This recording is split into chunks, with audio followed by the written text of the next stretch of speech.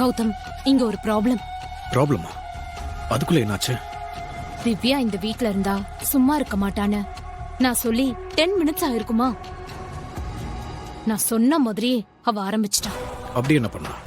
Divya திருவோட laptop எடுத்து அதுல இருக்க அக்கவுண்ட்ஸ் எல்லாம் செக் பண்ணி அதுல நிறைய தப்பு இருக்கிறத கண்டுபிடிச்சிட்டா. இப்ப என்னடானா ஆபீஸ்க்கு வந்து ஒட்டு மொத்த அக்கவுண்ட்ஸையும் செக் பண்ணணும்னு சொல்லிட்டு இருக்கா. நானும் நல்லவ மாதிரி கண்டிப்பா செக் பண்ணு, அது நல்ல விஷயம் தானே, எனக்கும் ஹெல்ப்பா இருக்கும்னு சொல்லி ஒரு மாதிரியா சமாளிச்சிட்டேன். ஆனா அவ அப்படி செக் பண்றதுக்குள்ள ஏதாவது பண்ணி அந்த டோட்டல் டேட்டாவையும் நம்ம டெலீட் பண்ணி விட்டுறணும். இல்லனா மொத்தமா எக்ஸ்போஸ் ஆயிடுவோம்.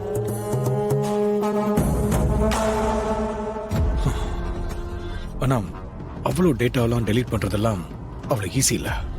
என்ன சொல்றீங்க கௌதம்? ஆமா, எல்லாத்துக்கும் பேக்கப் இருக்குமே. ஹார்ட் காப்பி வேற இருக்கும். ஒட்டு மொத்தமா எல்லாத்தையும் ஒண்ணு இல்லாம பண்றதெல்லாம் இம்பாசிபிள். ஏதோ ஒரு ஃபைல் பண்ணலாம், ஆனா மொத்தத்தையும் எப்படி பண்றது?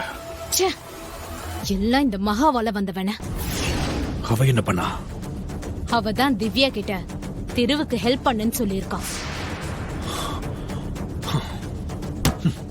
முதல்ல அந்த மகாவை ஏதாவது பண்ணணும். அதெல்லாம் அப்புறம். இப்ப தலைக்கு மேல இந்த ப்ராப்ளம் இருக்கு. நாம crore கணக்கா பணத்தை அடிச்சு மாத்தினது மட்டும் திருவுக்கு தெரிஞ்சது அவ்வளவுதான். முதல்ல இந்த சிக்கல்ல இருந்து வெளியே வந்தாகணும். மத்ததெல்லாம் அப்புறம் தான்.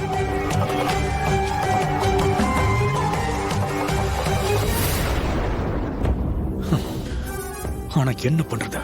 எனக்கு ஒரு ஐடியா வர மாட்டேங்குது. கௌதம், ஒவ்வொரு ஃபைலா டெலீட் பண்ணாதானே பிரச்சனை. ஒட்டுமொத்த ஃபைல்ஸ் இருக்கிற குடோனை கொளுத்திட்டா?